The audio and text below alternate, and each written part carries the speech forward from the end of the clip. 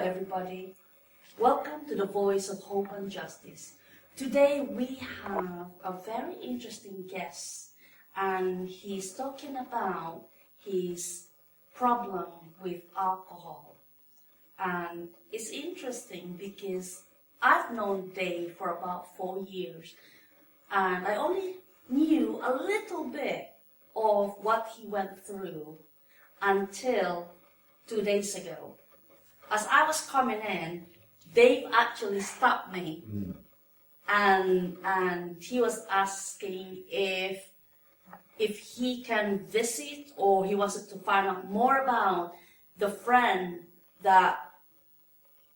of mine who has got a very bad drinking problem.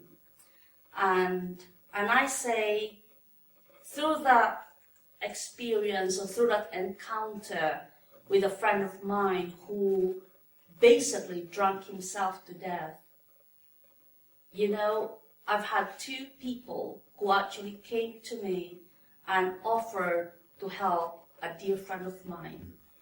And today, Dave is here to share his experience, what he went through.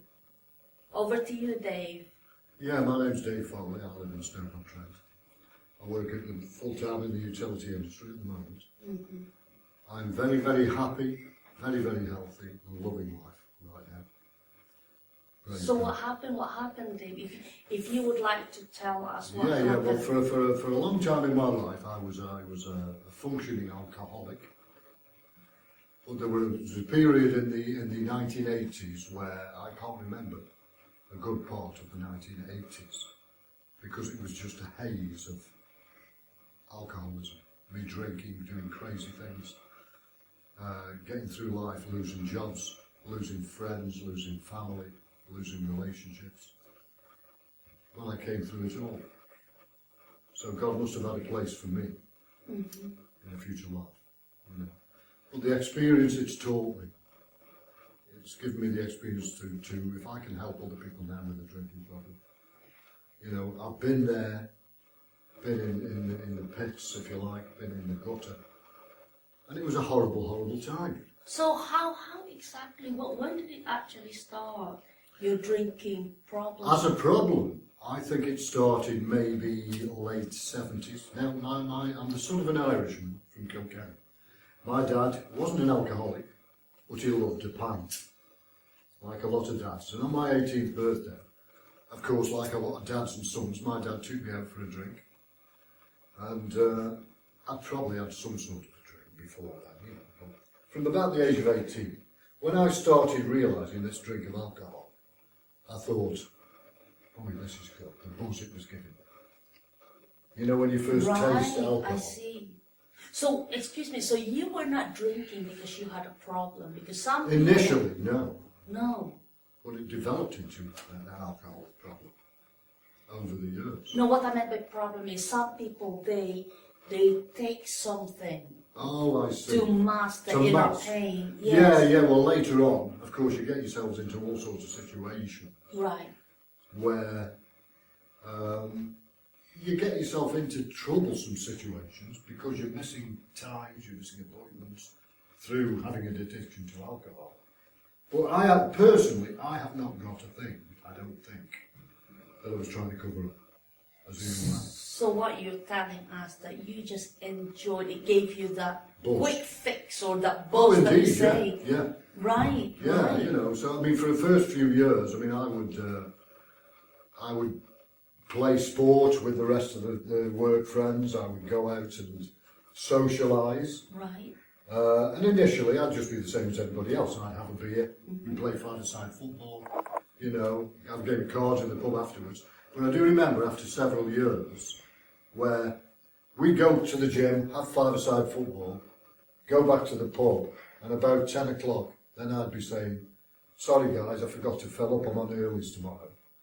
You know, I've just got to nip out. Right. And my nipping out was to buy 4 more cans of beer for when I get home. Oh, I see. So I needed more, a top up to what I was already having. So what you're saying, that to you, it gave you a quick buzz, and you never expected that it would actually become an addiction. No, I didn't. No. I didn't expect that the alcohol would soon take hold on the very existence and very life. Do you think, like, you know, like other people who've been there, who's got no problems or inner dark secrets to hide, Yeah. do you think in your case, you think, oh, it can never happen to me? Oh, yeah. You know, I'm strong because you mentioned you did some sports. Yeah. And did you do some healthy eating as well? Yeah, relatively healthy eating, yeah. So you thought it can never ever happen to you? It was just, I was enjoying life. You were You know, enjoying life. I was enjoying life. I mean, I wasn't expecting all of a sudden that, you know, this turn of events of me enjoying a drink, a pint with the lads, going to football, going to concerts, you know, the 70s were like, all the bands used to come locally. Right. I never envisaged that eventually would be a problem where I would end up locking myself away with as much booze as I could, getting drunk. What was the worst experience you've had with drinking? Some of the worst experiences were where I basically would have sold my soul for the next drink of alcohol. Really When you run out of money, Yeah. because obviously you're not responsible, No. you know, you're not budgeting, Mm-hmm. you know, when all you're focusing on is Right. getting your next drink. Right. So obviously there are times where your money runs out, your flat or apartment, wherever you're living, is a mess. Bottles, vomit everywhere, just say it how it is, you know, that's how it And was. this was when you were living on your own? That was when I was living on my own, because I was kicked out of home by mum and dad. Right. When the drinking got bad. How old was that? I was maybe pretty late, really, 27, 26, Right. 27. I see. And poor old mum and dad, that breaks the heart, you know. They obviously got to the situation where they didn't know what to do to help. Mm-hmm. I got a flat in Maybank, near a pub called Victoria, which was private flats. And they were just poky little flats, they weren't very nice. And for a while I carried on working, and we had a night where we played snooker. You know, you got things you did with your friends. Right. And of course all this time I was carrying on drinking, Right. and the drinking was getting worse. Right. Maybe deep down, because living on your own, okay, you've got your circle of friends because you're working. Well, inwardly, maybe I was lonely. Right. So it Maybe. became your companion. It became my companion. Right. I My see. crutch for life's problems Right. was the bottle. Right. That's all. So you never had anybody who, you know, when you were in your 20s? Yeah, I had plenty of girlfriends, Right. but there was no real love of my life, strong relationship at that time. Okay. Yeah. So that's why you said that you kind of turned to the battle because you were lonely. Possibly so. But it's the alcohol itself, whatever chemical substance is in Right. alcohol for some people, Right. you know. When I started drinking, I wanted more and more and more. I see. You see, I am in this particular problem. You know, I don't really understand much about what it can do to a person. But watching my dear friend, he had a respectable job, you know, beautiful family and everything, and he has lost the will to live. Yeah. Alcohol is no lover of position and power or... And he was just really drinking himself to death. Yeah. And I've got his children ringing me, please help our father. And it was interesting because we actually tried to ring so many people and other organizations, including AA. I mean, by the way, this is not in Britain, it's in a different country. Well, AA is worldwide. Yes, yeah, but it's not here.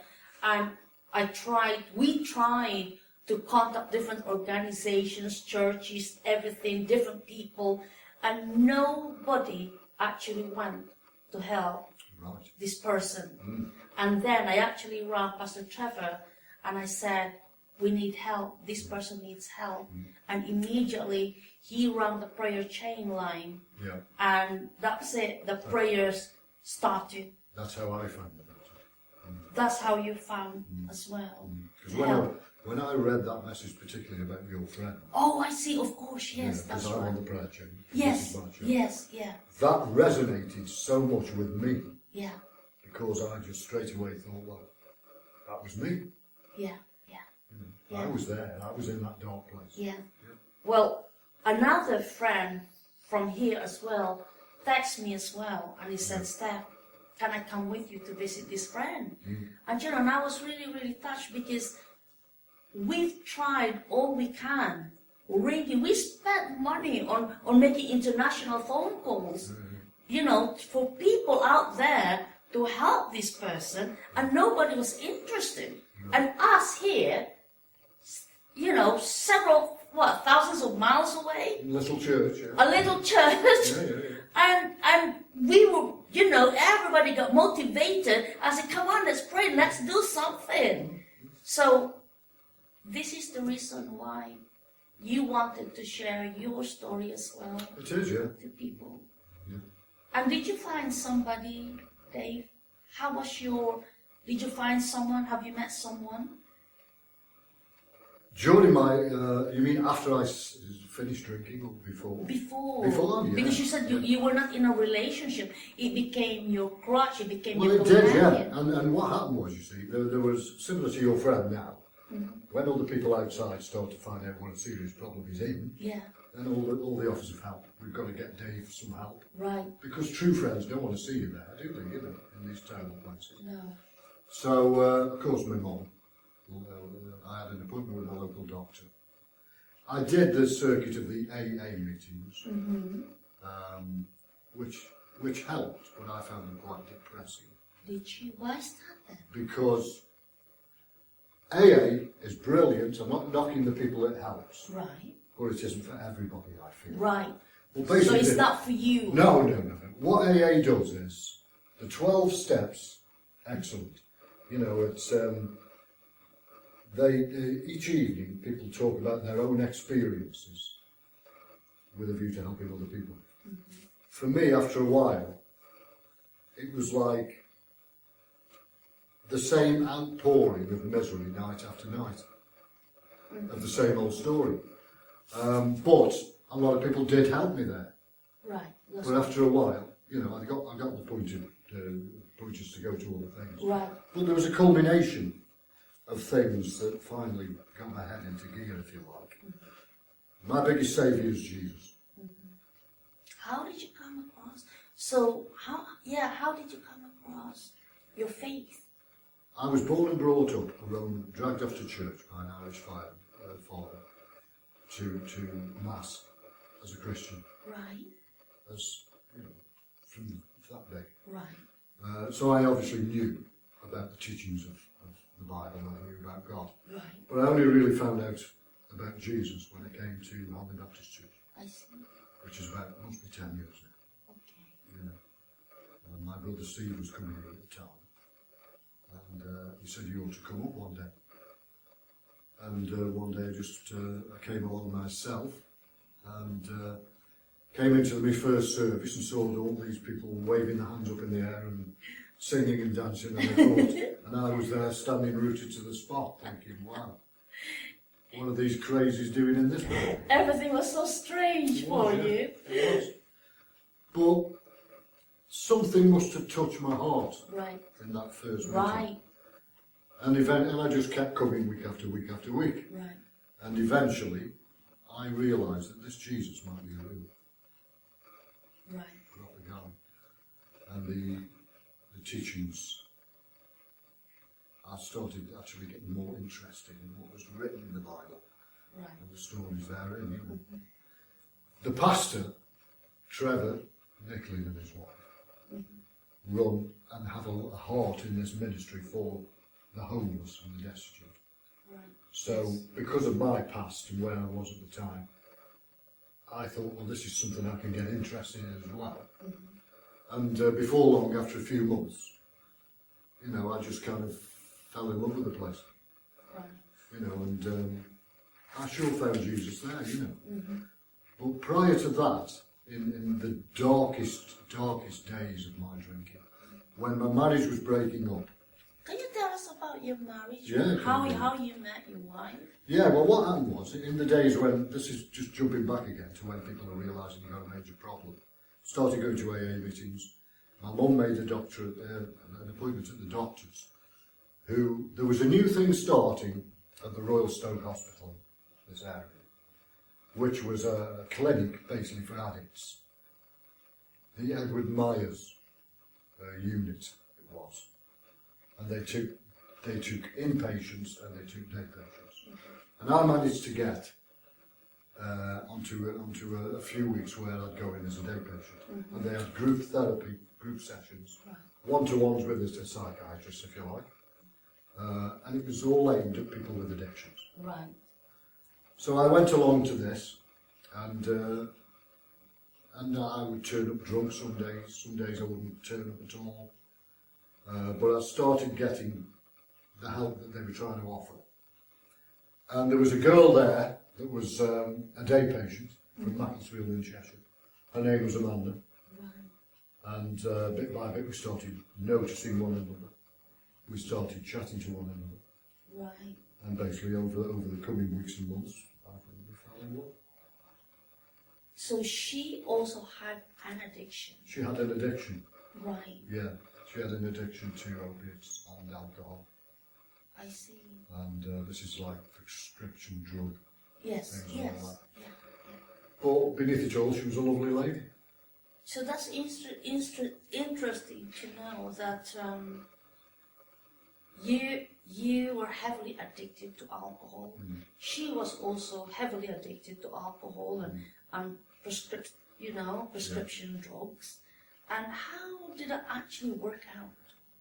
Both addicts together.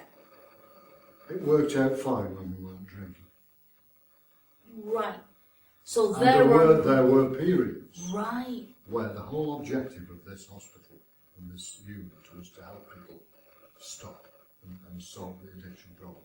Can I just ask you something? Were you not looking for somebody who never touched any alcohol or drugs? To be perfectly honest with that one, it never crossed my mind. Why is that, Dave? I've no idea. You know, I mean, But do you think it was love at first sight then? maybe so it Right. was, you know.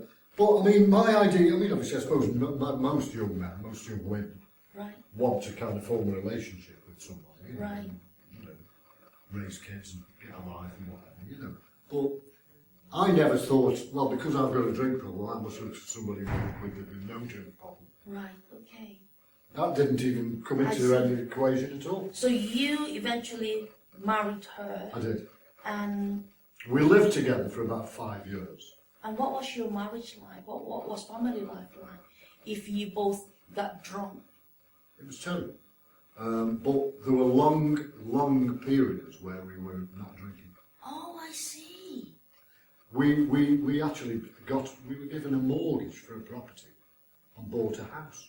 Oh, right. So there was a lot of responsibility in the early days of the marriage. Right, okay. You know, we met on an addiction unit, Right, fell in love, eventually we lived together in a flat for a while, eventually got married, right. and from that marriage I've got a wonderful son, Thomas, as you know. Yes. But sadly, there were periods within that relationship and that marriage where we would basically, they say, fall off the wagon. Yes. Either she would go on a binge, I would have a drink. Right. But for a long time we'd get over that. So it was a bit of a rocky road, you know. I see. And how long did you stay together? I was living together for 5 years, and we were married for 8 years, so it was 13 years. And what happened after that, Dave? Well, the end of it all came when, I mean, I had to work, and I didn't work. I worked, and obviously I had a mortgage to pay, and bills to pay. And towards the end of it all, in drink, we used to fight. And, you know, there were a couple of times where I hit her and she hit me. So it became violent as It well? became violent as well. How And, violent would you say it was? Quite violent at times. The things you do when you're inebriated, if you want. Right.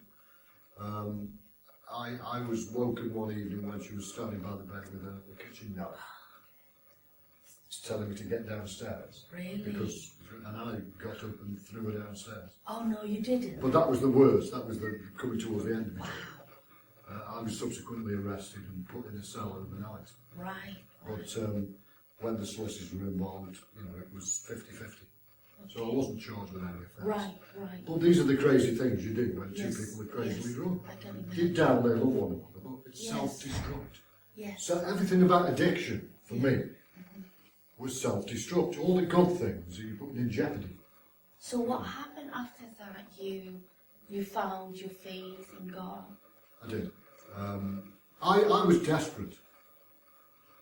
And, you see, I'm not in a desperate position now. I'm trying to just think right back to exactly those horrible days that I was living in. You've got there's no life. It's not an enjoyable existence No. when all you're thinking about is weighing extra extra. But I got in a position where, you see, my marriage had broken up. Right. I was working. I was still trying to keep the family on and pay the mortgage. Yeah. But of course, when you split and there's a child involved, Yes. then maintenance comes into the Yeah. picture. And in this country at the time, you had an organisation called the CSA, That's right. Child Support Agency, Yeah. which is another one of Maggie's wonderful things that supposedly they take money from the father to give to the child. Well, they took a lot of money from me that didn't go to the child. Right. It just covered the benefits they were on. Right. And I was giving her money as well. Right. So I had a wage of about 1,200 quid a month, and £800 of that was going on child support. So I was then threatened with losing the house, So it was all going terribly wrong. Yeah. And I was still drinking. But now that you said that your life had not completely turned around, you don't need an